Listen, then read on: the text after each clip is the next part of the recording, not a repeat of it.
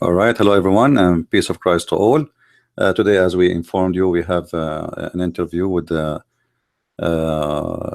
person maybe most of you do not know, but maybe you can join him later in his casting. And his name is Ben, and he is live with me right now. And please introduce yourself.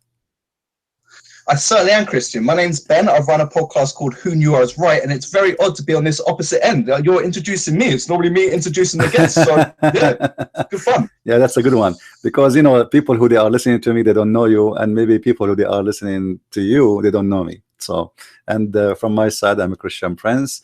Just type my name in the internet and you will get scared. Indeed. But to be honest with you, I spent the last couple of days watching the videos. I didn't get scared. I got informed. I was very impressed with your content, and I've learned a lot. And I've written down a few questions today as well from your videos that I'd like to just talk about and expand on a little bit further, if that's all right. Sure. Excellent. Well, just for the benefit of my audience and my show, I'm going to now introduce yourself, Christian. Now, I'm sure your audience are all going to know this as well, but just bear with me for all of 1 minute to make this all make sense my side. So let's have a second start of the day where he gets his microphone cable out of his chair.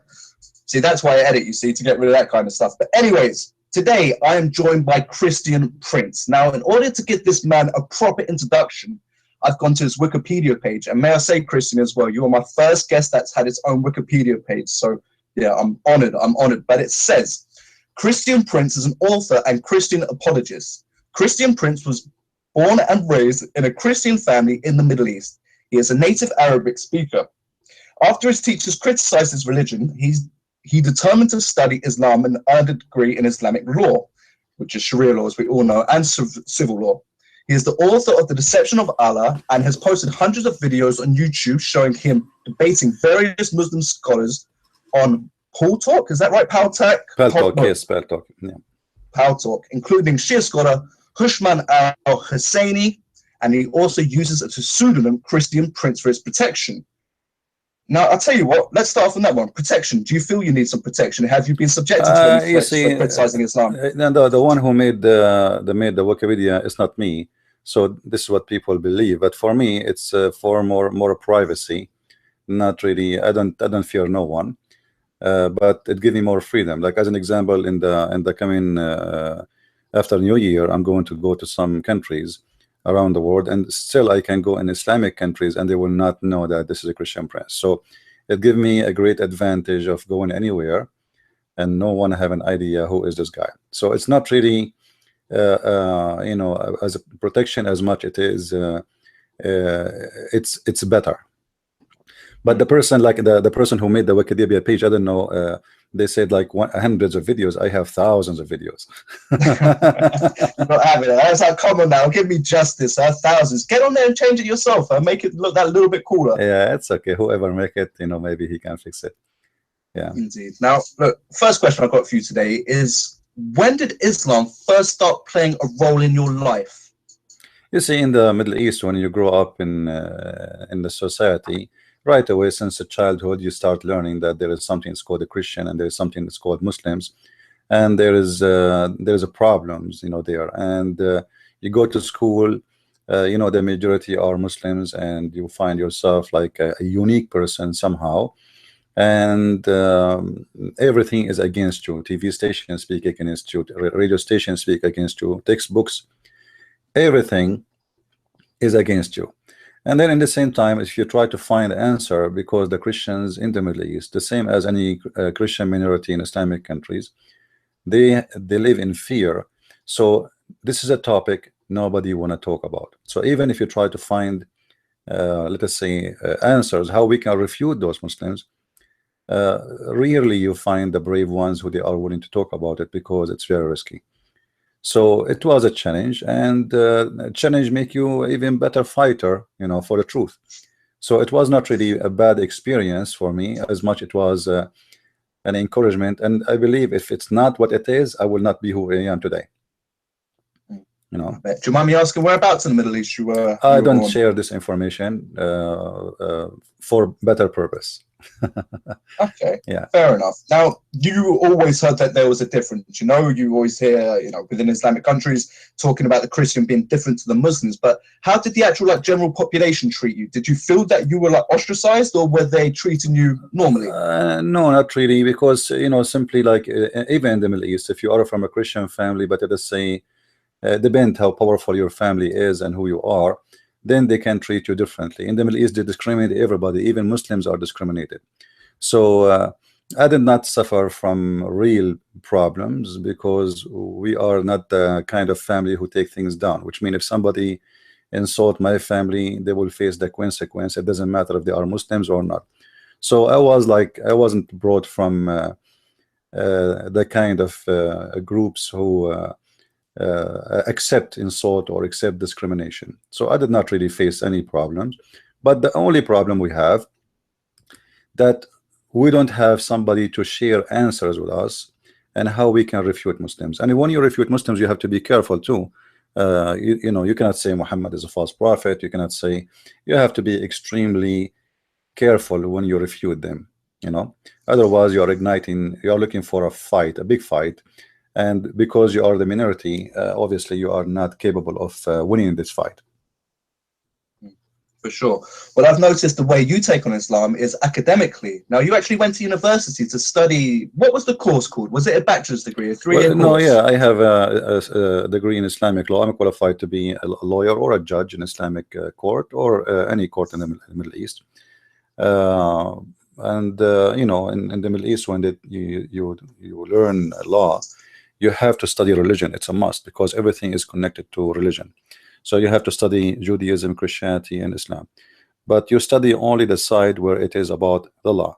Now, when it's come to Islam, Islam is involved in everything. I mean, if you want to open a window in your house, Islam is involved with that. You have to go by the Sharia law. If you build a house, how high the fence should be.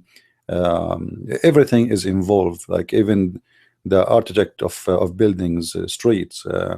So Islam is trying to put itself in everywhere in life, and this is why you have to study the Islamic law, and that goes to for inheritance and divorce and marriage and crimes. So all the law is based on what it's called Sharia law. But in the same time, after studying forever this cult, I found that there is nothing is called Sharia law. It is about what Muhammad he created, but it was not really Allah. It was a bunch of moody stuff. This guy something he says something in the morning, he says something the opposite afternoon. So it was not really Allah as much. It is whatever Muhammad he says we follow. Because when you say law, you are talking about like an intelligent constitution or design. But if you look at the Sharia practice, it's a very savagery, and there is no logic of it, and it's full of contradictions. Yeah, I found, especially in my last episode talking to my previous guest, that Muhammad used to use the word of God to manipulate situations to his advantage. Have you come across this as well? Is what I'm saying there, does that make sense? Well, everything in Islam is about Muhammad advantage. There's nothing about the advantage of his God. The Quran always speak about that you have to obey Muhammad and Allah. And if you don't obey Muhammad, you are not obeying Allah. But all of us, we knew that Muslims, they never saw Allah, they never heard Allah, they heard only Muhammad. As an example, in chapter 3 verse 32, it says, قُلْ أَطِيعُوا اللَّهَ وَالرَّسُولَ فَإِن تَوَلُّوا فَإِنَّ اللَّهَ لَا يُحِبُّ الْكَافِرِينَ. Which mean obey the prophet, obey Allah and the messenger, and those who disobey, they are kuffar, and Allah he don't like them. So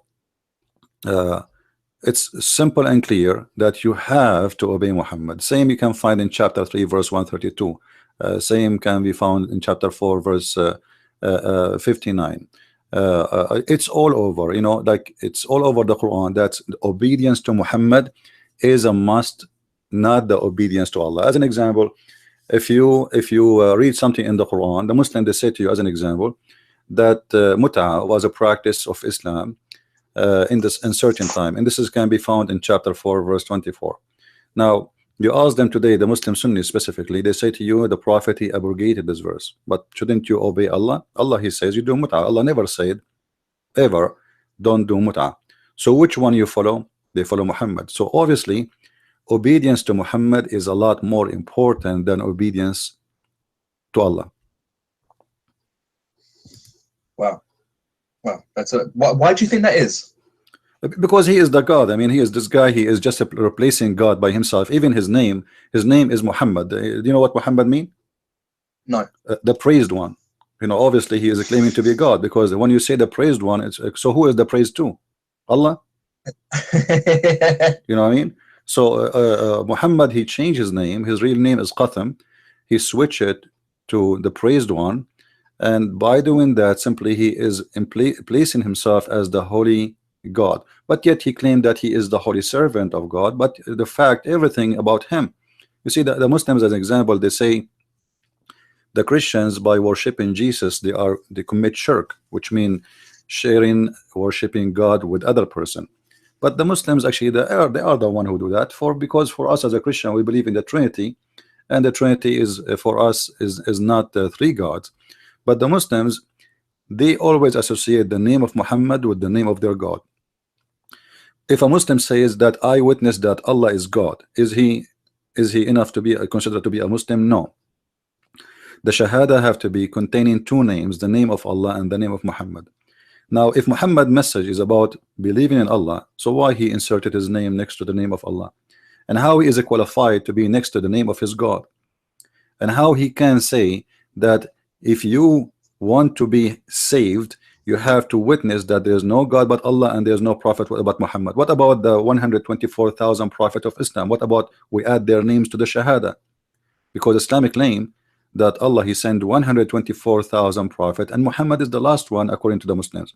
So if the Shahada is a truthful, not about Muhammad being equal to God, then the Muslim, if they want to insult and they want to insert a name of a prophet, they should add all the names of the 124,000 prophet. What about the Muslim? They show us that Moses in his times told his people, Muslim they say Moses was a Muslim. Did Moses told the Jew that you have to say there's no God but Allah and Moses is a prophet? No. Did Jesus did that? No. So why only Muhammad? Obviously Muhammad is just a person trying, he plays himself as a servant of God, but he is above his God, and his God is just a tool for his money, for his sex, for his favor. You know, Muhammad make chapters just about his private part, about his sexual needs. Even Aisha, she said to Muhammad in the Sahih hadith, inni ara rabbuka yusari'u ila hawaka ya Muhammad, I see your God, he rush into your desire, Muhammad. So even Aisha, she noticed that Muhammad is a scam. You know, what kind of God? He make a chapter saying that any woman she want to give herself to the prophet. I mean, why the prophet need women to give themselves to him? You know, what exactly that will do to God and to Islam? If this guy is interested in spreading Islam, is that how you do it? That any woman she can take off her skirt and she jump with you in the bed? That does not make sense. So obviously all the agenda of Muhammad is about him and him and him, and then Allah is just, you know, a name I use to give myself the authority. I've never thought about that before. I really haven't. The fact that Muhammad puts himself on parity with his God, that's crazy to think that he could even do that, and it just shows the ego of the man. Actually, he is more important than God. You know, the Quran says that inna Allah wa malaikatahu yusalluna ala nabi. Allah and his angels, they are praying on the prophet. Okay, how he is praying in the prophet? I mean, how that can be? You know, if God, you know, you see, God and the angels all doing one thing. They are praying on Muhammad and they are saluting him, and this can be found in chapter 33 verse number 56. The Muslim, they will say to you that this is the word yusallun mean a blessing. This is a false translation, but let us go with the Muslim false explanation. even if Allah and the angels they are sending a blessing in Muhammad, that will make Muhammad the center of the whole universe, because the verse is so clear. Inna Allah wa malaikatahu yusalluna ala nabiyya ayyuha alladhina amanu sallu alayhi wa sallimu taslima. Who is left? Let us see. Allah and the angels are praying on Muhammad, and the believers they pray on Muhammad and they salute him. So the whole universe have one person in the middle, and Allah and the angels and the believers in around him, all of them they are doing one thing, praying on Muhammad. How that can make Muhammad a servant of God, I have no idea. Obviously he is God, because even Allah himself and the angels are in his service. You know, when Muhammad he have a fight with his wives, Muhammad he made a verse about that, you know, saying you know, if you don't repent from being against the prophet, you know, Allah and the angels and the believers are going to be his backup, and this can be found in chapter 66 verse number 4. إن تتوبا إلى الله فقد صغت قلوبكما وإن تظاهرا عليه فإن الله هو مولاه وجبريل وصالح المؤمنين والملائكة بعد ذلك ظهير. So if you repent, speaking to the wives of Muhammad, what kind of God he need to make a chapter about a guy having a fight with two of his wives? I mean, do need God to be involved in this? You know, you see the Muslim, they say to us, they lie, they say there's Bernard Shaw, he said in one of his books, which is this book never been exist, it's just a lie, that Muhammad he can solve the problem of the words when he is drinking his coffee in the morning in 2 minutes. Wow. Muhammad he needed a chapter in the Quran to help him to fight his wives, and the verse saying that if you don't repent, you women, Allah and the angels and the believers, all of them they are going to back him up. So what do you mean he can solve it? Two women versus Allah and the angels and 1.4 billion, they will back up Muhammad fighting two women. What kind of man he is and what kind of God he needs such a support? So obviously this man, each time he have a problem in his life, he silence anyone, including his own family members, like his wives, as we see in this case, chapter 66 verse number 4. If you don't obey me, I will make a verse. And then God said, who dare to say we don't care what God said? So Muhammad, in order always to silence his enemies, even if they are his wives, because he considers them as enemies too, for he is abusing them and using them, in order to silence those people, right away he create Quran. And this is the best way. He noticed that when you make a Quran, there's no more argument. That's it. Allah said, you obey, it's over. Indeed. I just want to jump back a little bit, really, and just expand on Aisha's thoughts on Muhammad. You were saying, if I've written this down right, that he was a little bit of a, she thought he was pulling a little bit of a scam, making some dodgy moves. Well, obviously, Aisha, she noticed that Muhammad is not being truthful. You know, why he made the verses saying that any woman she give herself to the prophet. I mean, he have many wives, and then she noticed right away that this God, he rushed into his desire. And you know, the simple question we can ask for the Muslims: what Islam will accomplish from making a verse saying that God said that any woman she can sleep with the prophet if she want? I mean, what the accomplishment for Islam? And this is only a license for Muhammad. Why Muhammad he can have those license? All of them, all the license of Muhammad, the private license, is about sex, money, and names. You know, like Muhammad, he have a special treatment in everything. Muhammad, he will be given a special river in the paradise. Muhammad, he will given Mary, the mother of Jesus, and he will be given the wife of the Pharaoh. I mean, what's wrong with this guy? Why even in heaven, a woman she exists 600 years before him, he will be given her, which is an insult to the Christians, to sleep with him. So this guy, he concentrate in his benefit, and he is above the law. The Muslim, they can marry up to 4 women according to Muslims understanding of the Quran. Okay, how many wives Muhammad you have? You ask any Muslim, he will say to you, oh, because he's a prophet. I never heard that because if you are a prophet, that's make you above the law. A prophet should be the first. Yeah, a prophet, he should be the best example and the first to obey, not the last one to obey. Yeah. Look, I've got a quick question. Yeah, let's say he's having a domestic argument with Aisha, and then he wants to have a revelation from Allah to justify his view.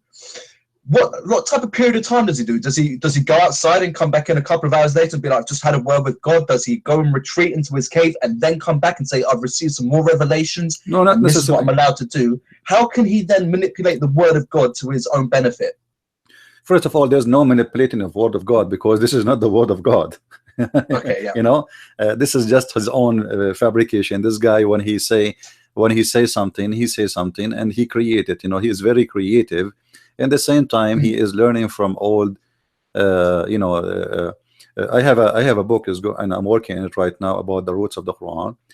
You will see that at his time, many people, they accuse him that he is copying it from people who they are Christians, and some they are Sabians. And you know, Muhammad, obviously he is copying from those people. He learned a lot from them, but what he learned, he have to change a little bit of it so he can make it that he is not copying from them. As an example, if you go to chapter 16 verse 103, it says, and we know that those who they say that the one who is teaching him is a human. If you go and read behind this, you will find that they accuse him that there's a guy, as an example, his name is Addas, another person, and those are slaves who they are captured from Iraq, and supposedly they are either Nasara or Christians. And Muhammad, he used to listen to them, and he learned from them stories about what is called the Bible. But I believe most of the stories he learned from the Nasara, which is from the rejected Bibles, like there's books like nobody heard of, like the Bible of Paul. There is the Bible of Abraham, or let's say the section of Abraham where he go to heaven, and the story of Paul going to heaven. So Muhammad was learning those stories, and he used them to recreate stories from them, you know. And Muhammad always, he tried to say what will make him more convincing, but each time he tried to do that, he is not really successful. This is why he have a very hard time to make the Arab, all the time he was in Mecca, to believe in him. You know, when he went to Bani Thaqif, which is in a Taif, they did beat him, they insult him. There's a guy, he said to him, if you are really a prophet, I will strip the Kaaba. The other guy, he said to him, strip the Kaaba, which is an insult, you know, which means the Kaaba, we will enclose the Kaaba, you know, which means I will stop believing in God, you know, if you are a prophet. The other one, he said to him, God could not find someone else to send to us except you. So obviously he was extremely unconvincing. And not only that, they throw rocks at him, they beat him, they broke his teeth, and even he took like he took a break for some time before he arrived back to Mecca, because he didn't want people to see what happened to him there. And he asked them, those people of Thaqif, what happened between us, keep it between us, which means what you did to me, don't talk about it. But those people, they talk, and the news left all over. So Muhammad was not convincing. Sorry, pardon to interrupt you, but these guys they believed in the pagan gods at the time. Yeah, they weren't Christians or the Jews down in Mecca. Well, you know, the history of that era is not really too much stable to consider them what they are. However, I believe strongly they are pagans too, like Muhammad, and they believe in the Kaaba, because the guy, he said to him clearly, if you are really truly a prophet, I will strip the Kaaba, which means they believe in the Kaaba. So but still, even those, because, you know, remember, Muhammad is a pagan, that's the same as the rest. Muhammad did not bring a new religion. They believe in Allah. The pagans, they believe in Allah. Many people, they think that the pagans don't believe in Allah. No, Allah is their God. Allah is their God, and they believe in the Kaaba, and they kiss the black stone. So what is left? What is left is that Muhammad, he don't want other gods to be around the Kaaba. He accepted only two, Allah and Akbar. Akbar and Allah, supposedly they merged to be one God. This is why when you see a Muslim, he says to you, Allahu wa Akbar. U in Arabic mean and, Allahu wa Akbar. You cannot say Allah and Akbar unless they are two. So Allahu Akbar are two gods.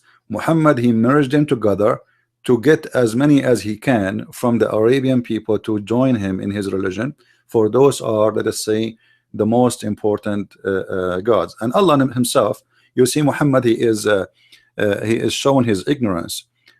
Like, you know, if you go in the Quran, you will see the Quran speak about Baal, you know, and Muhammad, he said to the Arab, like, are you going to you know, follow Baal and forsake the best of the creators? By Muhammad, by saying that, he just confirmed that Allah is one of the creators, and he believe in that, and Baal is a creator, but he is not equal to Allah. So Muhammad don't understand who is even Baal anyway, because I believe Baal is just another name for Allah, but because it's a foreign language for him, so he could not understand what Baal is about. If you go to chapter 37 verse 125, says it clearly that Allah and Baal, both of them, they are creators, but Allah is better creator. So Muhammad, the Muslim, they try to present to us that he believe in one God. Well, obviously he don't believe in one God, because how many creators we have? Either if you believe in one God, then you have to believe that there is one creators. If you say he is the best of the creators, that's mean there is many creators, and then that's mean there is many gods. But now we have a competition. We have a better creator, we have less quality creation. It's like, you know, saying I like cars from Germany, but there's cars made in China. You know what I mean? So now we have two makers. One is German, is better than the Chinese, but that will not change the fact that both of them, they make cars. You know what I mean? Nice analogy. I like that. I like that. Before we move on, though, I think this is a good time to bring up the satanic verses. I think that fits into the whole Mecca and Muhammad, you know, chatting to Allah and coming up with something that benefits himself. So can you just talk a little bit about the satanic verses, please? You see, I am against using it as a word, as a title, satanic verses, because I believe all Muhammad verses are satanic verses. However, this is the one he admitted that it is from Satan. You know what I mean? So yeah, this is the one he admit that Satan he cast into his mouth, but all of it is from Satan.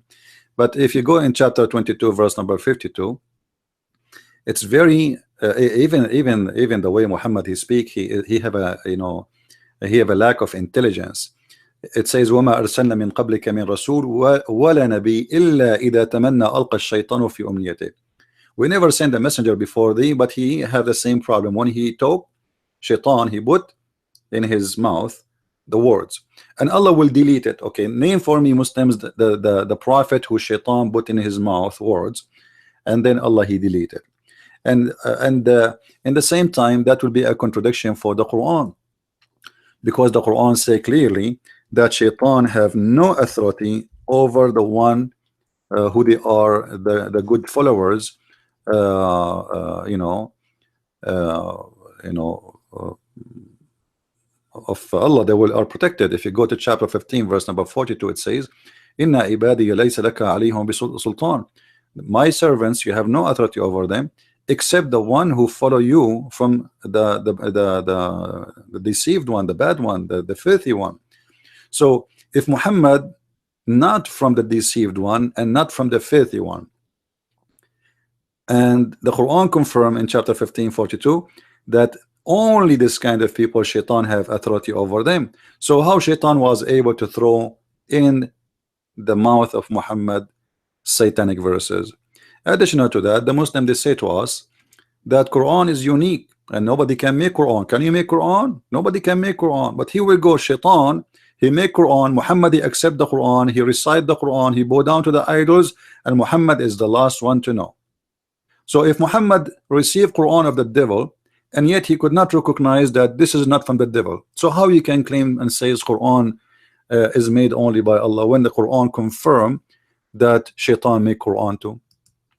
One more thing, you know, as long the verse the one you are talking about is called satanic verses 22:52, saying that Allah will delete whatever Shaitan put in the mouth of Muhammad. How we know that this verse itself is not from Shaitan? You know what I mean?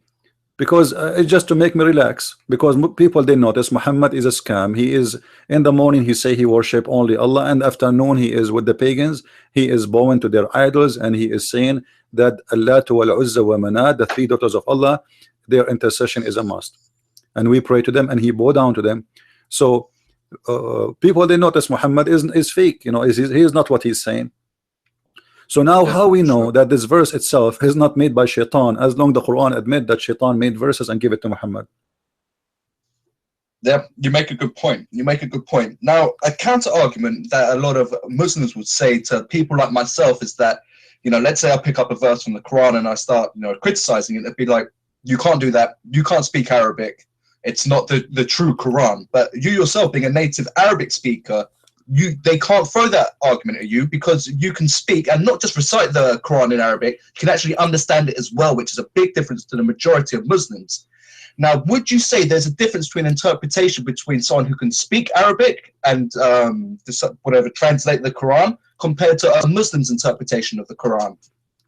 First of all, do you know what Muslims they say to me? And to you, they say to you, don't speak Arabic. For me, they don't say to me, your English is funny. There you go. So always they will find. They've always got an answer. Yeah, like just last week, we have a Pakistani guy. He called me in my live podcast, and he was shocked because he thought I don't speak Arabic. So he was going to say to me, listen to me and listen to the Quran in Arabic. Listen to Arabic. I said, what's wrong with you? I am an Arab. What do you mean listen to it in Arabic? It's a stupid book. So yeah, so what the Muslims do, first of all, they bring somebody, he have a nice voice and he sing the Quran, and then they try to have an impact on you, or listening to a music like if you bring a singer, it doesn't matter what he is singing is going to sound beautiful because he have a beautiful voice, so yes. if you give someone you like his voice and he is very well known, if you give him the menu of a restaurant and he sing it, trust me, it's going to sound good. It's a menu, it's nothing there. And the Quran is nothing but a menu, but a bad restaurant. You cannot even understand what the Quran is trying to say, because the Quran is suffering from a flight of thought.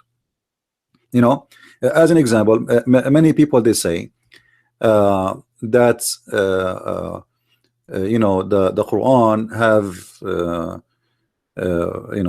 like Meccan surahs and Medina surahs, right? Yeah. And many people believe that Meccan surahs are the one who is peaceful, and Medina surahs are the violent one. This is not really too much accurate. If you have a deep knowledge in Islam, you will find that that's not true, because you will find that what is example in chapter of At-Tawbah, which is supposedly most of Muslims believe that this is happened in Medina. You will find that verses there, they are from the time of Mecca, which means the Quran is like a salad. It's not really, we cannot say these verses or those chapters are from this and this chapter, etc. But Muhammad is make it clear. If you go to chapter 9 verse number 46, it says, and if they wanted to go out to prepare for war, they will, but even if they will, but Allah, he don't want them to go because they will lose, so stay with the one who stay. So the Quran tell us why Muhammad is not going for war, because he knew if he go for war right now, he will lose. He is not qualified to win a war. So people wrongly, they think that Muhammad was peaceful when he was in Mecca and he was harmful when he was in Medina. Muhammad is Muhammad. But the whole different is, I am weak right now and I cannot do it, so I wait until I can do it. And the Quran confirm, like as an example, it says that you cry not for peace as long you are the uppermost, and this can be found in chapter 47 verse number 35. فَلَا تَهِنُوا وَلَا تَدْعُوا إِلَى السَّلْمِ وَأَنْتُمُ الْأَعْلَوْنَ. Cry not for peace when you are the uppermost. So the whole idea is, when I am the uppermost, I will not go for peace. When I am not the uppermost, no problem, I go for peace, but this is temporary. And that is the mentality of Muhammad. Now the interpretation of the Quran is a different story, because Muslims themselves, they cannot accept each other interpretation. This is why the Muslims, when they finish an article or trying to make a book about Islam or to give interpretation for the Quran, they say at the end, Allah knows best. Allah knows best as a statement is just like disclaimer, you know what I mean? So you don't kill me. Yeah. Like because he will know right away. There's some people they might even seeking killing him for what he said. So even the scholar, in order to protect himself by disclaimer insurance, he says Allah knows best. So they say to him, how you say that? This doesn't mean that, etc. They say to him, do you see? I told you Allah knows best. You know, and then you will find that the Muslims agree about not to agree about what the verse mean, and this is the only agreement they have. And the reason for that, the Quran was not really in Arabic. The Quran never was in Arabic. The Quran was an Aramaic book, and what we have today is the converted version of the Aramaic book. And this is why you will see the Muslims, they are so confused about understanding tons of verses in the Quran, because simply this is not an Arabic book. And then when they try to explain it, then they start guessing, what does that mean? You know? Okay, I've got a quick question for you then. Correct me if I'm wrong here. Uthman, a third rightly guided caliph, he was the one who got rid of all the other versions of the Quran. Or he wanted to have one text to learn Islam from, essentially, and everything else he just wanted to burn and get rid of. So there was just one book to go to. So he didn't want the controversy that was associated with the different Christian Bibles and the different chapters there. How did he go about compiling that then? And what was there a lot lost? Like, what did Uthman actually do? You see, what we have a story about Uthman, I believe, is not too much true, because we don't have a book of Uthman. Do Muslims have the book of Uthman? They don't. Yeah. So how we can be sure that Uthman, he made this book we have, or the Muslim they print in Saudi Arabia? And there's many versions of the Quran exist right now. As an example, if you go to Morocco, the Quran is different from the Morocco from the Saudi one. When the Saudi get the oil, they start printing a version they accept to be the version of Uthman book, but nobody have the Uthman book. So speaking too much about Uthman, there's no proof of it that Uthman book is exist. Secondly, Uthman, according to Muslims, he burned the Quran, as you said, because obviously those other Qurans are different, and that will raise many questions why they are different. And who is Uthman? Who gave the authority to Uthman even to do so? You know, the Muslim, they get angry from a person who burned the Quran when the first one who burned the Quran was their caliph. Yeah, that's a good point. Which doesn't make sense. But the Quran says that the one who will collect the Quran is Allah. You know, it's not Uthman, it's not even Muhammad. This is why in the beginning, like there's a statement that says, we fought them for collecting it, for writing it, and we fought them for preserving it, which means it was not really Muhammad did not say that to write the Quran, did not say that. In chapter 75, verse number 17, it says, Inna alayna jam'uhu wa Qur'anahu. It is on us to collect the Quran and to recite the Quran. So Muslims, for them, it's not their duty to collect the Quran. Same time, what is the Quran of Muhammad? Why we need even the Quran of Uthman?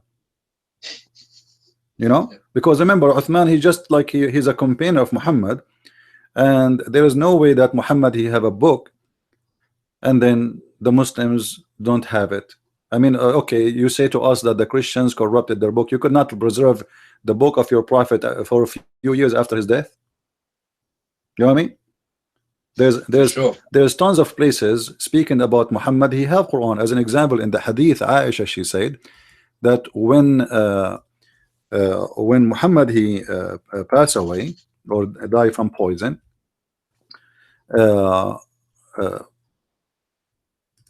a goat or a sheep came inside the house and grabbed the Quran from under the bed of Muhammad or the pillow of Muhammad, and she ate the Quran. And this can be found in Sunan Ibn Majah.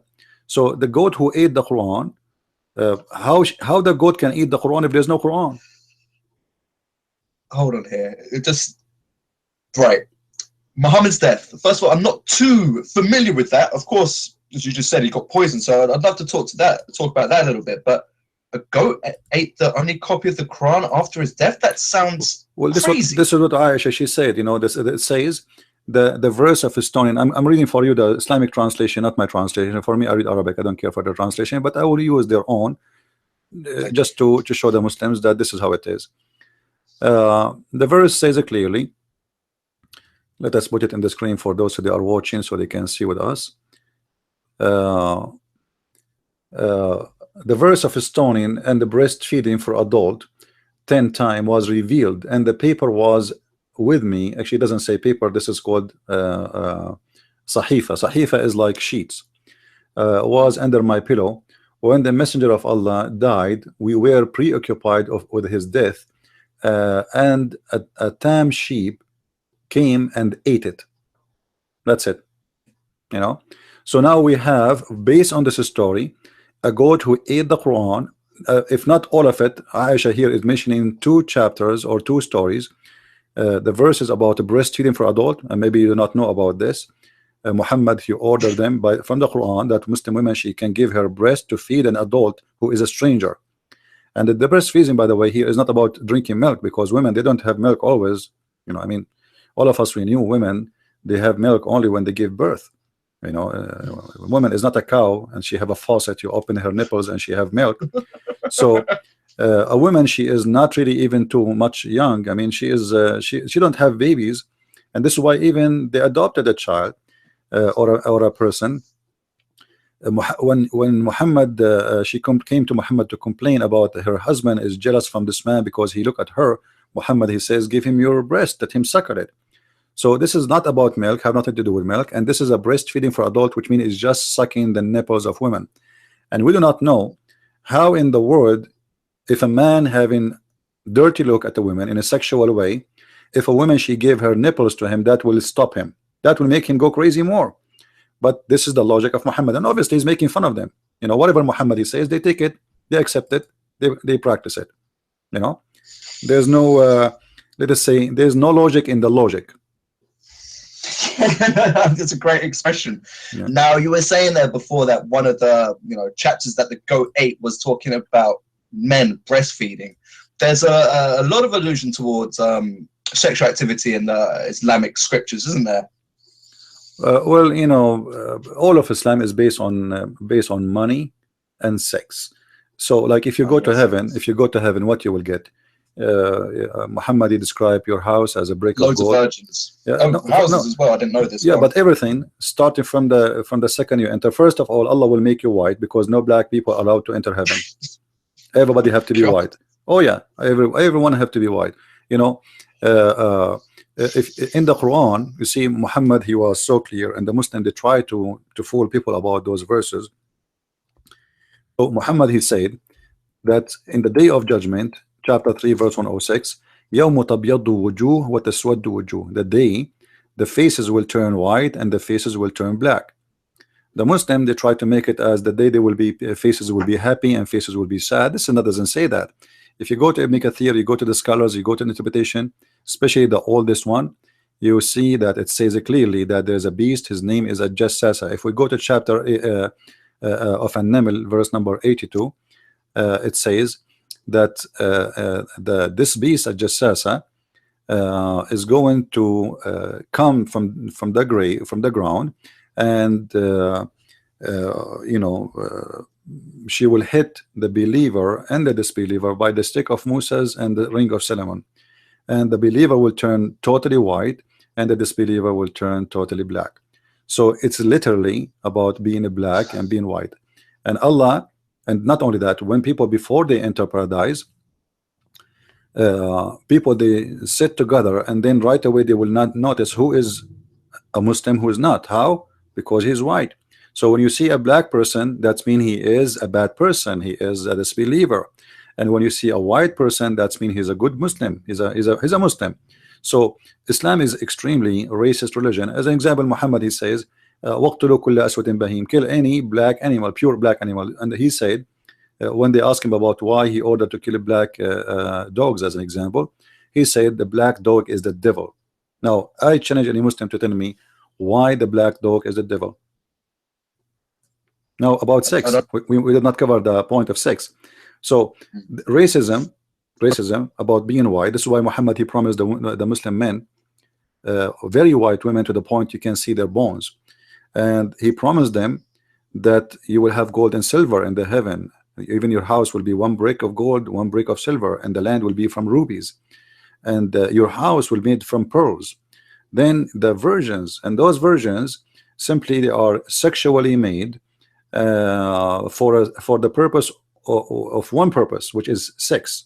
But I find the story is very stupid because additional that it is a fiction, and but imagine all women, imagine somebody, he came to your door now in earth, and he delivered to you, delivery, shipping coming from Hong Kong, and he opened the container and you find 70 women or 80,000 women, but all of them they have one name and they have the same eyes and they have the same look. So what the point? That's a good point, isn't it? I mean, all of them they look the same. They all of them they have a name, Hur. They don't have names. Their name is Hur. All of them they have the same face, the same eyes. All of them they have black eyes and etc. All of them they have the same shape. All of them in one age. All of them in even the breast size is the same, exactly copy paste. So what the point of having sex with all those women is all of them are the same women. Imagine you have one wife and God he copied for you 10 of her. I mean, what the point? Yeah. That makes no sense. I never knew that. It's a madness. This Islam is a religion of stupidity, and the more you are stupid, the more you believe in it. Yeah, indeed. So back to sex, Islam, I suppose. Forget sex, masturbation. There's a lot of rules and guidelines as to how to masturbate within Islam, isn't there? Well, the Muslims they have a lot of weird stuff. As an example, you can masturbate with watermelon. You can masturbate. Later. Yeah, I don't want. I do not need to give reference. Anyone is listening, he can just go and type right now, Islam, sex with watermelon, or sex with Dawah, or sex with the statues, or sex with the even Muslim women they can do masturbation, like they can use a cut off penis, or they can use a crimbage, which is a piece of leather round as a sex toy. So obviously the Muslims they have sex toys long before anyone have them, before a Playboy. Even actually Muhammad, he mentioned that in the heaven of Allah there is a market, and this market have no buying nor selling except pictures. And if a believer man he like the image, he enter it and he will have sex with it. So even Playboy magazine was created before Muhammad, long before the Playboy magazine in America. No? Wow. Now, why watermelons? Is there some kind of law forbidding you from using your hands? Is that frowned upon? Well, you see, the Muslim they have an idea that there is no shame in religion. This is why if you watch Islamic TV, it's kind of like a comedy. I remember once a Muslim woman, she called the TV. And she said, obviously she is, excuse my language, obviously she is a whore, and she is making fun of those two guys, the scholars, the sheikhs in the TV, because she's, she make them sweat. She's talking in a very horny way, and then she starts saying, when I take off my clothes, the fish they start shaking, and then the sheikh he drank the water like as he's thirsty for 10 years. He is really sweating, and obviously she made him excited, and then he said to her, sister, obviously those fish they have a genie and they are looking at your beautiful pure body, so I advise you not to take off your clothes in front of the fish tank.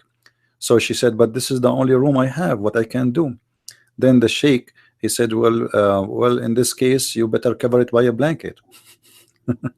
So sexuality in Islam is about everything, because imagine even fish is going to masturbate when she see a Muslimah. So the fish is shaking in the fish tank because she is taking off her clothes. Muslims believe even that their women they cheat on them by having sex with the genie, but they don't consider it as a cheating because they knew it is the genie is powerful and he can't do that.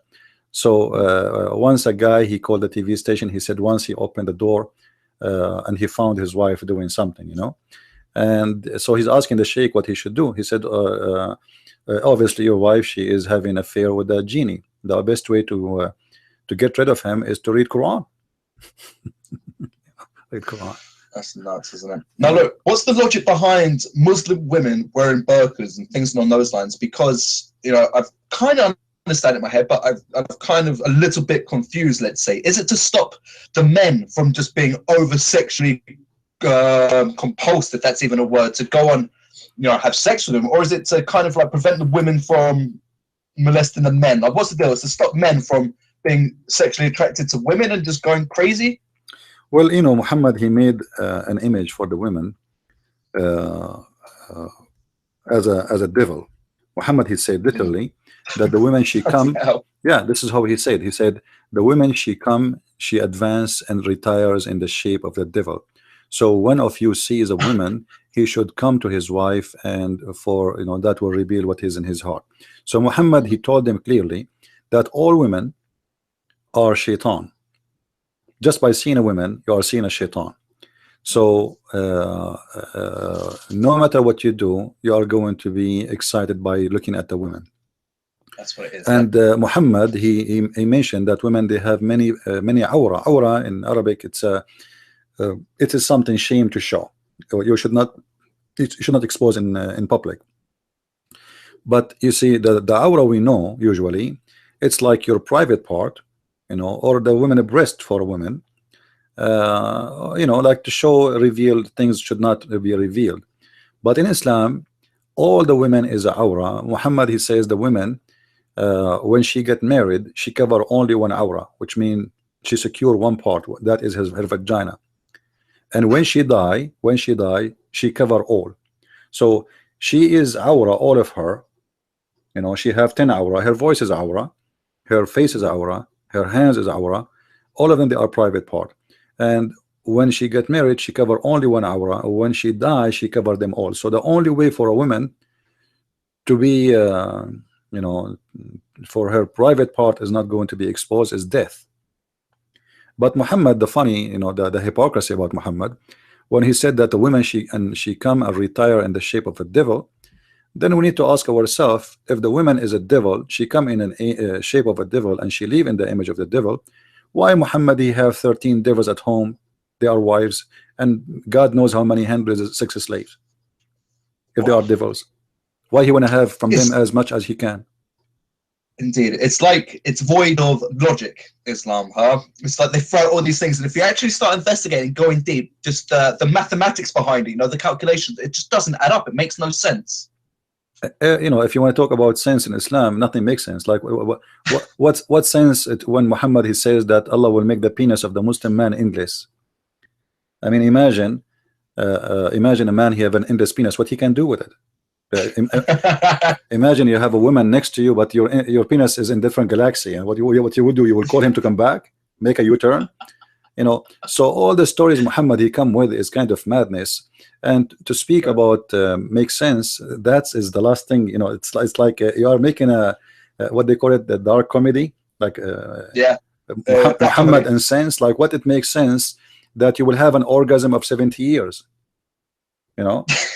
It's pretty much your life, huh? Yeah, like, you know, you go to visit Muhammad, you know, you knock at the door, you know, Muhammad is having orgasm, you can hear him. So you come next year. Next year you come, you know, you go around the world and you come back, and then you knock at the door, Muhammad is still have orgasm. You come next year, the year after, and the year after, and the year after, and Muhammad is still having orgasm.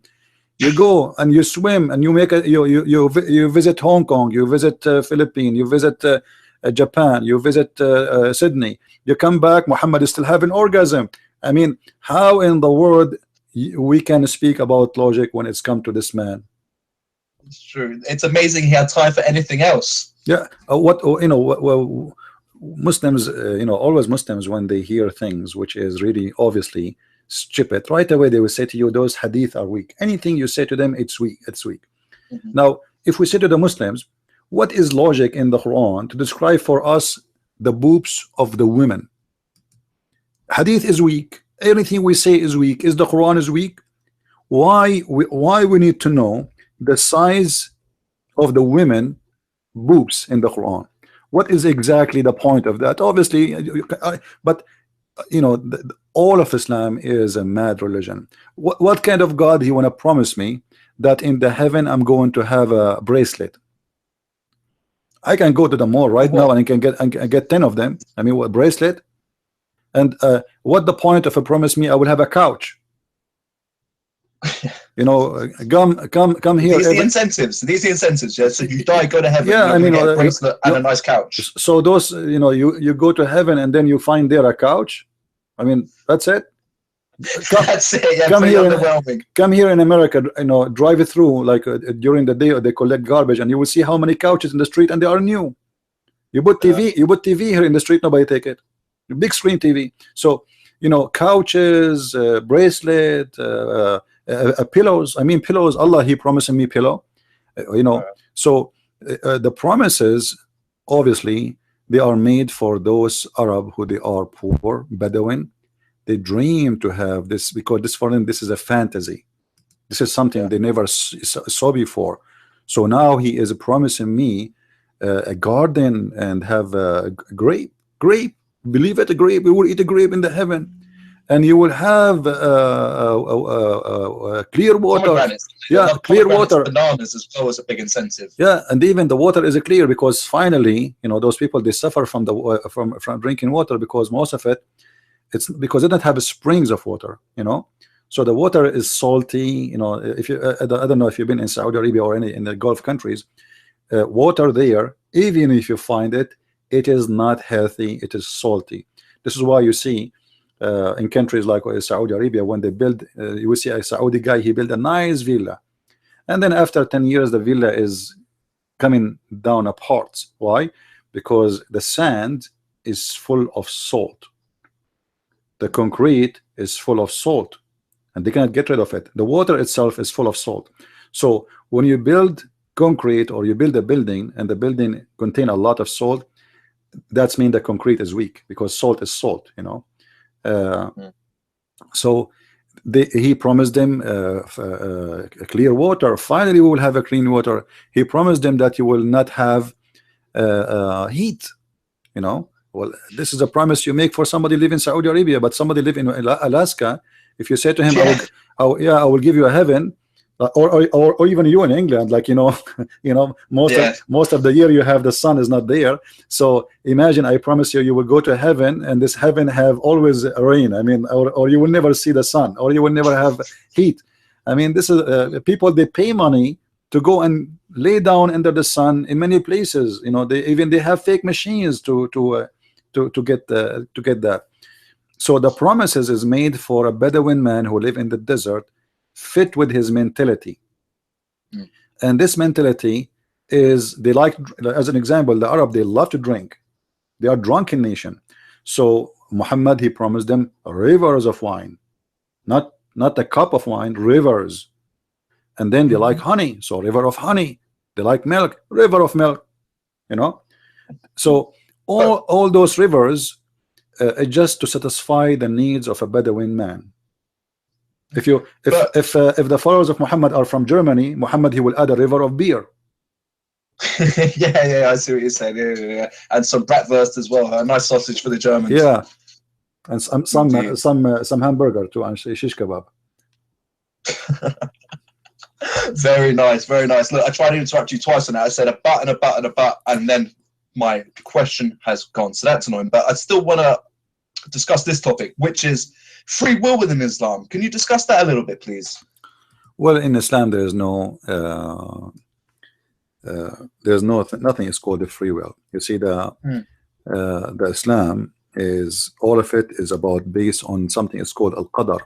The Muslim, he cannot be a Muslim if you don't believe in al-qadar, which means destiny.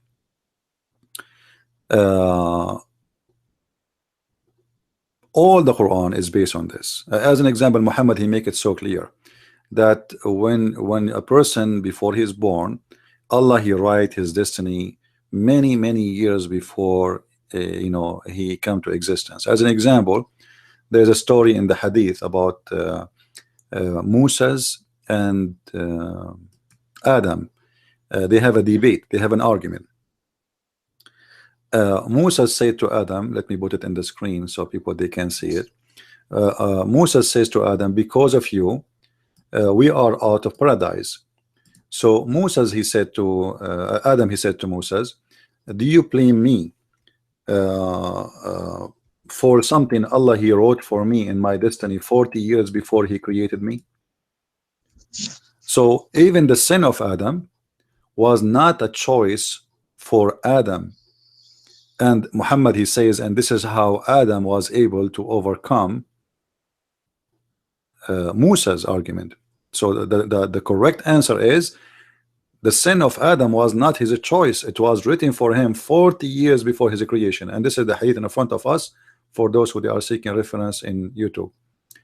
40 years before the creation of Adam, Adam, he commit, Allah, he wrote for him his sin, and it says there, are you going to blame me for which Allah had ordained for me 40 years before my creation?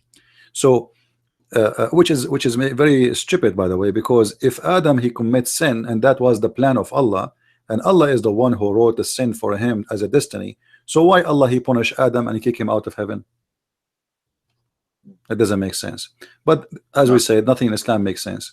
And the same for everything. Muhammad, he said that one of you will do the work of people of heaven until there is a distance of a cubit between him and the gate of heaven, and then what is written by Allah will take over, and he will start doing the act of people of hellfire, and he will go to hellfire. And then he said vice versa, when a person, if you doing the act of hellfire, and then what is written all his life, the deed of hellfire, and then what is written by Allah will take over, and then he will start doing the deeds of paradise, and then he enter paradise. So going to hell, going to paradise is not really based on your deeds. Muhammad, he make it so clear. It is based in what Allah, he wrote for you as a destiny, which means you convert to Islam, you don't convert to Islam, it's a stupid idea, because it is written for you already where you will go. One more thing, just to make it more clear. There is a story of a child who died, and Aisha, she said to Muhammad, there is there is a paradise for this child, for he is a bird from the birds of paradise. I mean, this guy, he's just an infant, he died, and he will be in heaven. So Muhammad, he rebuked her, and he said to her, don't say that, for Allah, he created for heaven, who is for heaven, and who is for hell, before he created them. So which means here sin have nothing to do with going to hell and heaven. Are you getting my idea, Ben? He's an infant, he's a child. Aisha, she said it clearly that this child, he did not even reach the age of committing sin. But Muhammad is still did not like what she said, that he guaranteed to go to heaven, for he, Allah, he decided, he wrote his destiny before he created him. So the idea of Islam is a full of contradiction, as we said before. In one place says that if you commit sin, you go to hell. If you obey Allah, you go to hell, blah blah blah blah. And then here we see a child who is a son of a Muslim family, and yet he will not go to heaven guaranteed, because Allah, he wrote before he created him if he will go to heaven or he will go to hell, but yet he have no sin. In the Bible we find the opposite. Jesus said, if you don't become like those, the little ones, you will not enter the heaven. So which means the children are going to go to heaven. Muhammad, he have a totally different idea, that heaven have nothing to do with your deeds. However, by the way, in different places he contradict himself. He speak of deeds, like the Quran says, those who do good deeds, etc., etc., etc., paradise for them. Here we find the opposite. And this is I've got a quick question, and can you just see if I got the right end of the stick with this? So if there's no free will within Islam and Allah's already got everything planned out for you, people who then go and do horrible terrorist atrocities and go murder people in the name of Islam and actually get away, not get away with, but actually do commit murder people for their fellow Muslims, do they think, well, because he actually achieved this attack, it was the will of God and he did God's asking, and then how can I judge him because this is what God wanted? Is that correct? I don't know if you watch any videos of ISIS with the translation, but in Arabic they say in chapter 8 verse number 17, you did not kill them, but Allah is the one who killed them. وَمَا رَمَيْتُ إِذْ رَمَيْتُ وَلَكِنَّ اللَّهَ رَمَى. I did not shoot my arrow, it was the arrow of Allah. So when the Muslim, he taught in the Quran, and this is Quranic verse, this is not a hadith. When Allah, he told them, it's, yes, it is you, you hold the sword, it's you who killed them, but in fact it's not you who killed them, it is Allah. It is not you who shoot, it is Allah. And the verses in the front of those who want to read from the Muslims, in case they are listening. You see, we don't say things without proof and reference, and we make it clear for everybody. So you did not slow them, it was Allah who did slow them. And you did not shoot, it was Allah who shoot. So what is left of the crime? Nothing. It is Allah who did it. And but when it's about a crime, you see, the Muslim, they have two sections. Crime is to kill a Muslim. But it is not a crime to kill non-Muslims. The Muslim, they lie to us. They say the Quran says if a person killed an innocent man as if he killed all mankind. That verse is about killing a believer. Okay. Yeah, they lie to you because they don't know Arabic, and you do not know that you don't have a good knowledge in Islam.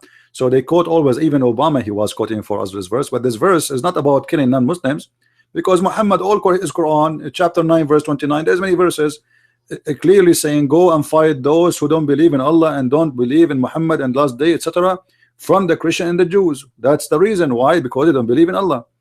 And Muhammad, he sent the 3 letters to 3 kings saying convert or else, Aslam Taslam, you wanna be safe, convert. And here we see that Allah is saying to them, it's not you who slew them, it is Allah. It's not you who shoot your arrow, it was Allah. That's why when a terrorist, he shoot at you, you know, like in the field, we see in the video, he say wama ramaytu wa innam Allah rama. Wama ramayt.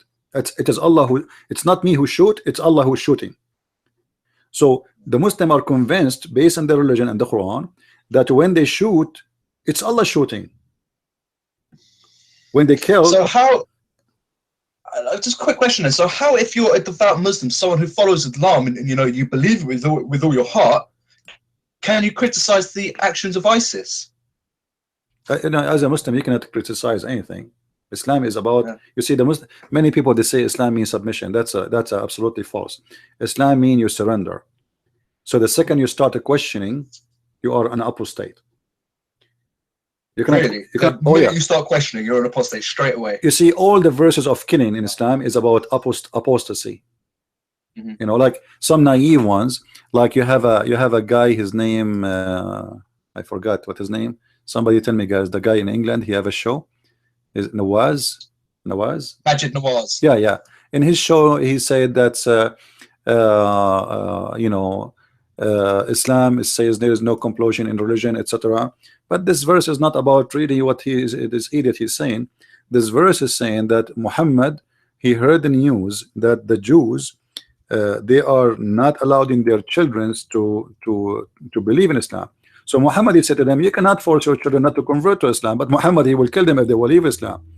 And if you go you know, in the Quran, you will find it clearly that the Quran is speaking, that's with no doubt, that you have to do jihad against anyone who questioned the authority of the Prophet and the question the authority of Allah.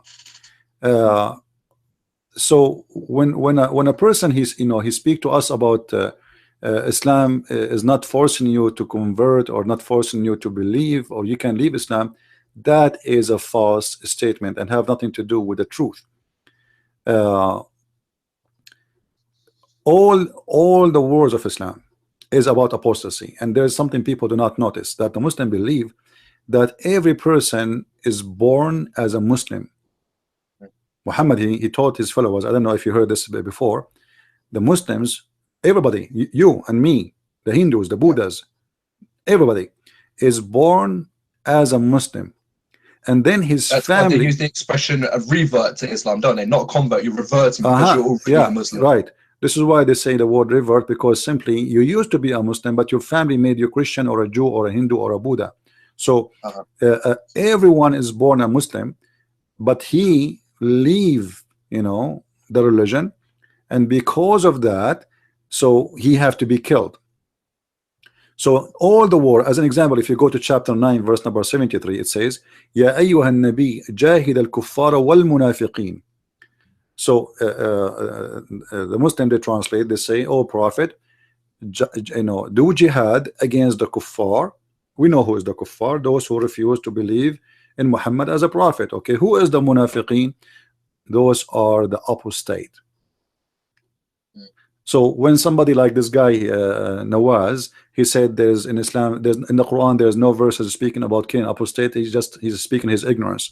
So fight those who they are kuffar and those who they are ex-Muslims, the apostate. Now who is the ex-Muslim? All of us, including the Muslim who leave Islam today, or the one who is born as a Muslim, but they they decide to leave Islam later. So all the killing in Islam is a killing of an apostate. Mistakenly, people think that when jihad is carried on, is jihad against someone, he is a Christian only. The fact those for the Muslims, he is not a Christian, he is an apostate. Of course, we're all apostates, as we've all left. Everybody is not, it was a a conscious choice. We've all left Islam. Yes, this is all, and there's no question. There is always the problem is when you try to reach out to knowledge and you don't speak Arabic and you don't have a good knowledge. Even if you speak Arabic, is not enough really to get the clear meaning, because you have to study hard, you have to research, you have to find things, you have to connect the dots together. Studying Islam is the same as an investigator trying to find who did the crime, because the Quran is like imagine I give you some rice, and then I give you 1 gallon of sand, and then I say to you, okay, this is the sand and this is the rice, and I mix them together, and then find out which is sand and which is rice. So you have to spend a lot of time trying to find out where we can find the rice and where is the sand. In Islam there is a lot of sand, which will make you confused.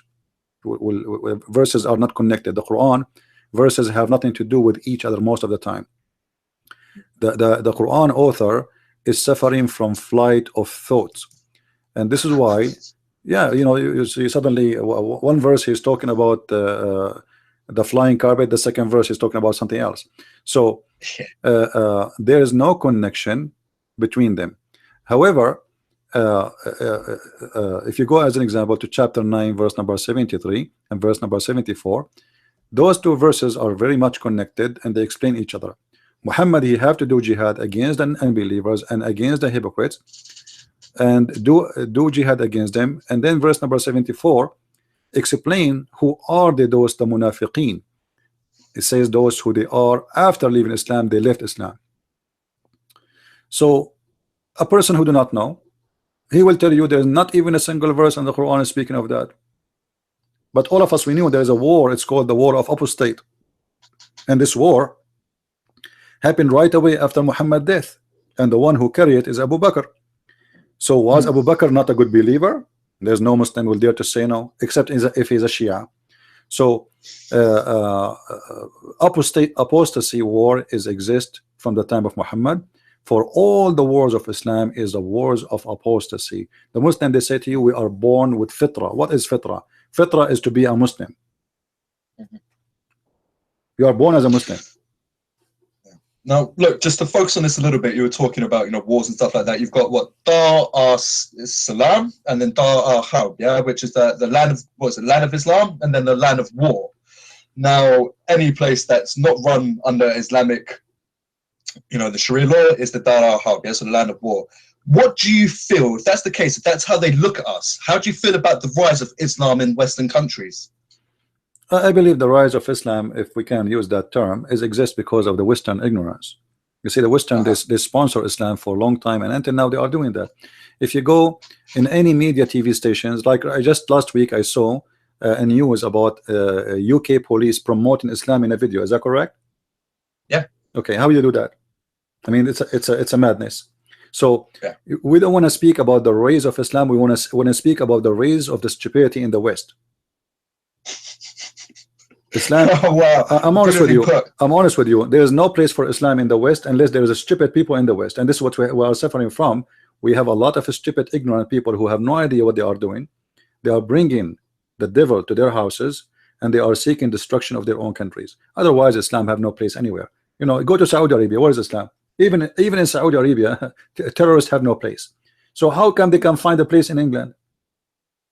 I just saw in the news that 454 fighters of ISIS, right now as we speak, they came back from Syria to England. How you allowed them to get in? Yeah. 400. We don't think twice. Yeah, almost 500 fighters who they are trained for years how to make bombs. You know, you will have fun. You will have a lot of fun in England soon. So 500 people you allowed them to get in. How this happened? Where is the intelligence? Where is the police? Where is the government? Where is, obviously the West is suffering from big problem. Islam is not the problem. The problem is the Western who have no idea what they are doing. You see, like imagine you bring me a cobra in a box, and you say to me, don't open the box, there's a cobra there. All right, and then I open the cobra box and I give her a name, and I think it's a bet. It's a cute. It's a cobra. You know, the cobra is a cobra, and this is exactly what the Western are doing to themselves. So I don't want to play in the Muslims and the rise of Islam. I don't believe there's something that's called the rise of Islam. But what happened, you see, the atheism attacked Christianity for the last centuries in Europe. So Western, they became empty, and the believers are, you know, not many. So Islam found, you know, and like you grow in a family, and then you start searching around you and looking around you, and if somebody want to believe in a religion, what is the religion is available? The atheist, they fought Christianity and they will not even allow it to breathe. They find only one place where nobody stopped that religion. It's called Islam. So the atheists, they were only attacking Christianity. Like lately, some atheists, they start speaking against Islam lately. Few of them, but for all the time, for the last 40-50 years, nobody spoke one word against Islam. And this is why we are here, why I am doing what I am doing, because I found that somebody have to do the dirty job, you know, to clean the garbage. Indeed. Well, look, you're doing a great job doing so. Why do you think after the 9/11 attacks, then it was George Bush coming out and referring to Islam as the religion of peace and all of this? Why was this narrative put into the mainstream when it was obviously quite apparent that these guys are here to cause us harm? You know, as I said, you know, the West is suffering from stupidity, not from intelligence. You know, like, you know, not only this. Each time the Muslim they attack you, like lately they stop doing that. But if you notice, in the last almost 10 years.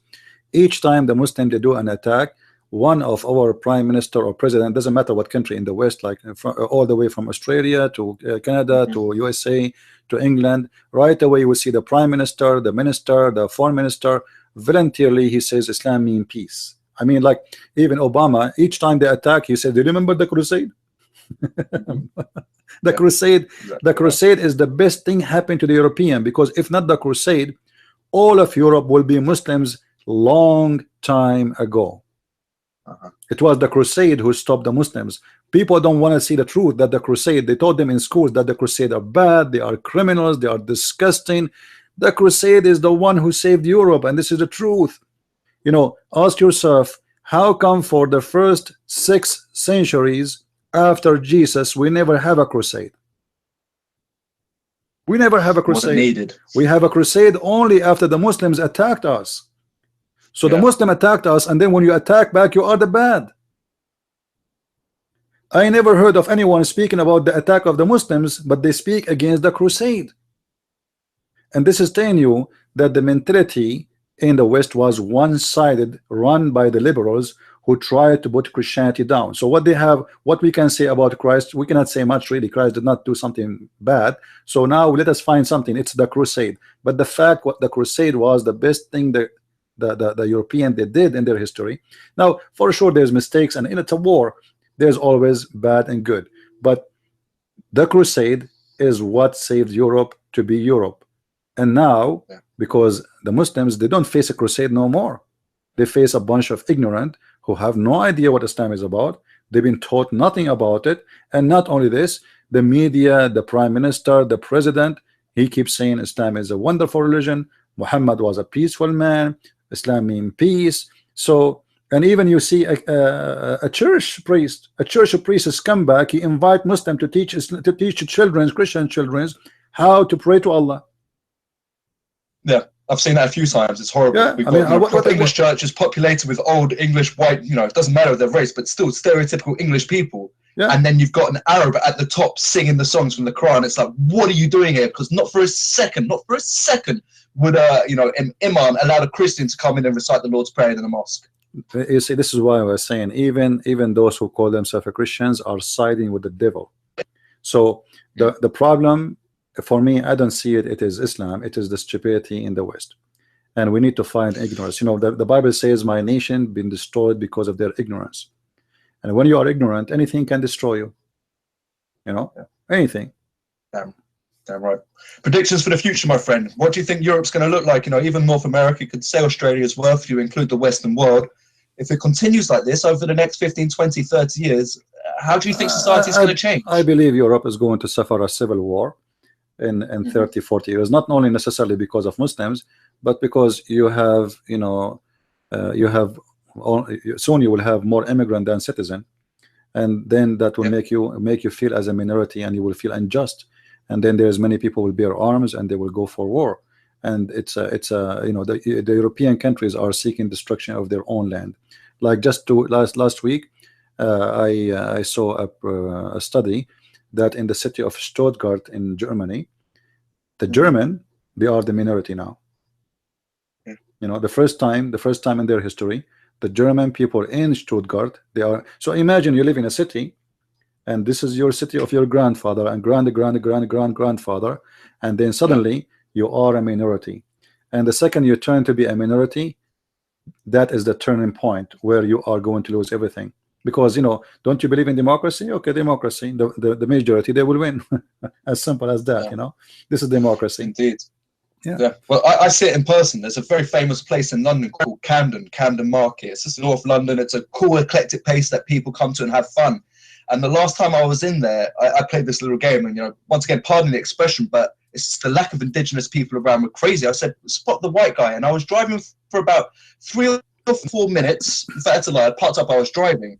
And it's not even about the white people, it's the fact that it's the dress as well. You know, if it was just loads of different races dressed in suits, or maybe, you know, a pair of jeans and a shirt with a paper and whatever, I wouldn't even blink twice. It's the fact that they look more kind of at home on a Star Wars planet, really, than in, you know, in North London. And it's very odd to see, and it's crazy. And you're walking through your hometown, you know, the capital of your own country, and just thinking, what is happening here? Go to Wembley, it's the same thing. In Wembley, it's just like you're in the Middle East. It's nuts to witness. Yeah, it's a backstand. This is a backstand. They have nothing to do with even Middle East, even because Middle East, we don't have those people you have there, you know. And you see, I notice, I've been in England. I noticed that the English government, they welcome, the more you are into terrorism, the more you are welcome.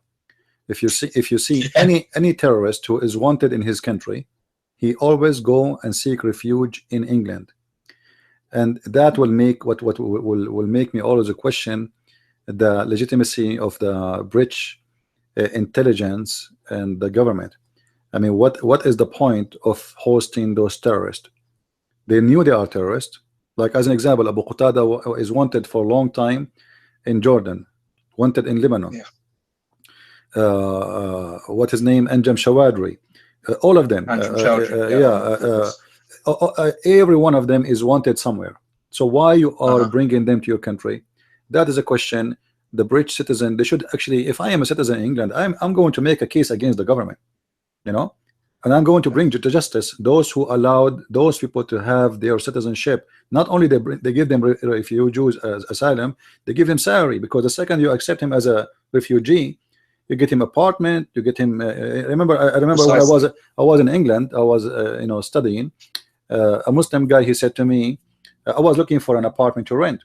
He said to me, "You can rent my apartment." I look at him, this guy, he don't look like he's wealthy.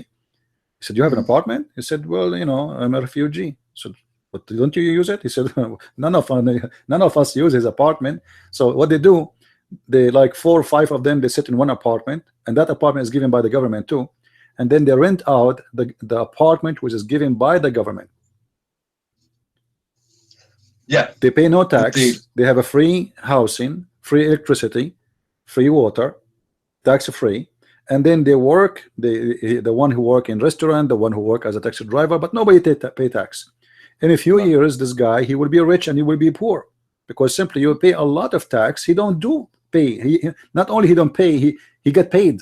He have a free housing, he have a free insurance, he have a free education, he have everything is free. So the system in England is very stupid, and somebody, the English people, they have to make kind of a revolution against the government stupidity and change it and make everything change. I like some European leaders in Europe, like the president of Czechoslovakia, the president of Hungary, and you know, like those people, they are really firm and they are sure. Not Poland, they will not accept people to come to their countries, and this is the smart way. You know, I'm not against. You see, me myself, I'm an immigrant myself, right? Me myself, I'm an immigrant, but you don't be stupid. I mean, there's a limitation. You know, there's a limitation. Indeed. And if you, even if you, all the countries in the world, if they welcome immigrant, they welcome the quality, doctors, engineers, educated people.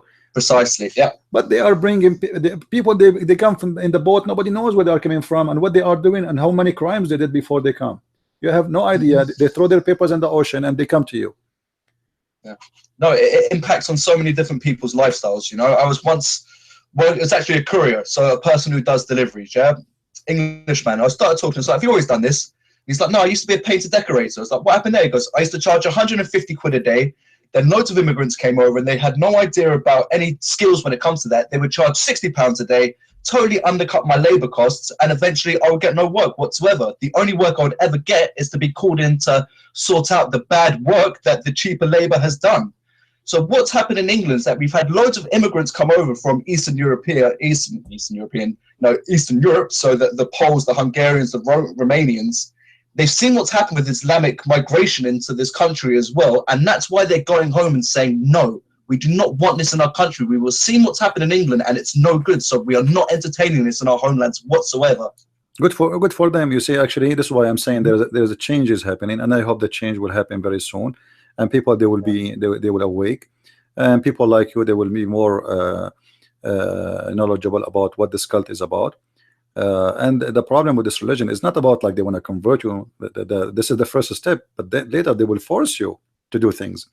They will force you what to eat, what to drink, what to say, what to wear. They will force you. Everything is about enforcing others into doing things.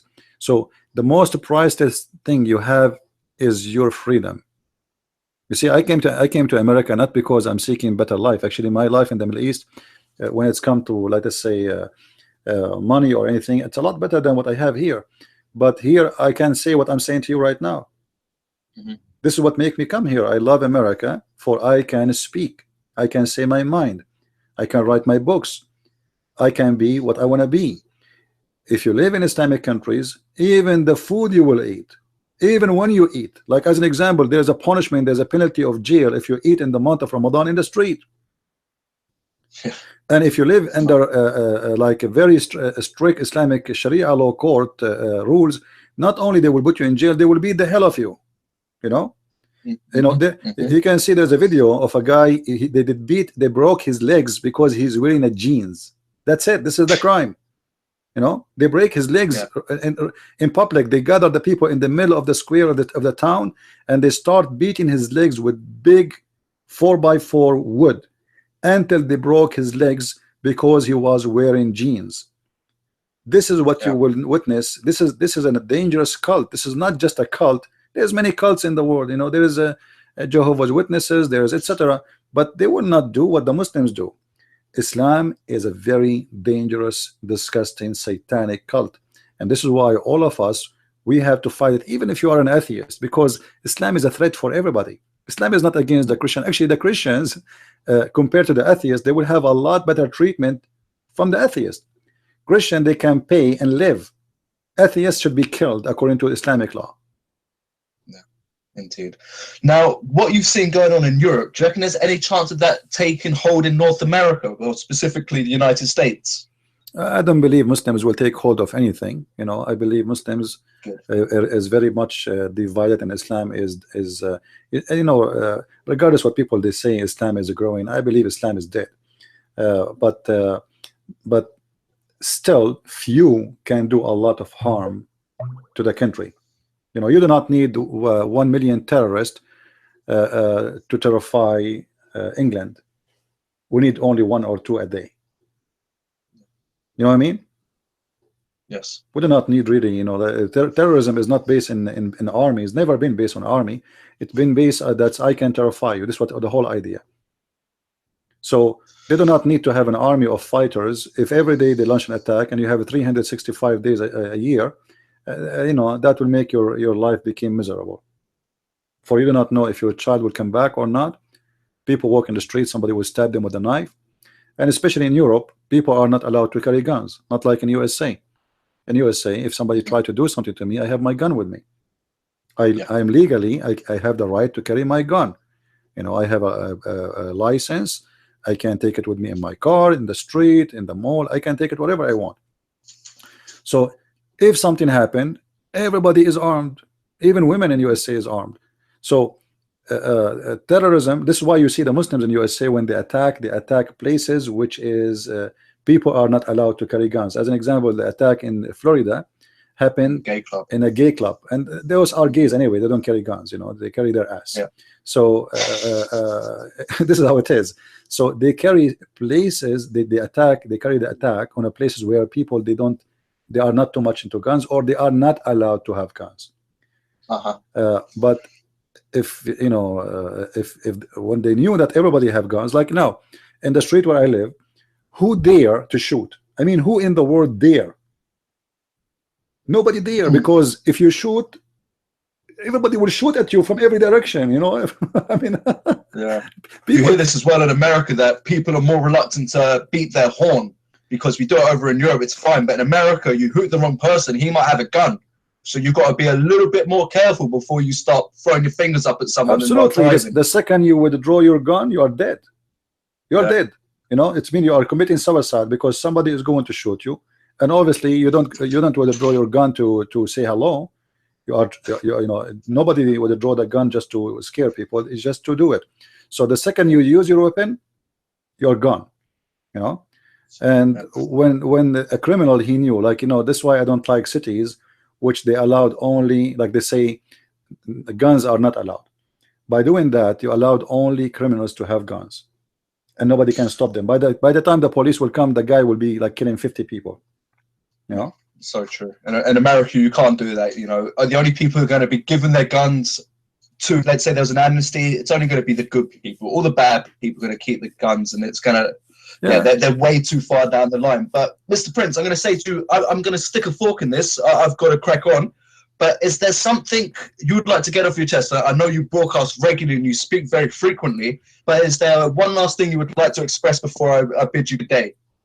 You know, I encourage people to read and to educate themselves, and don't ever listen to a Muslim teaching about Islam, because Muslims, they lie when they speak about the religion.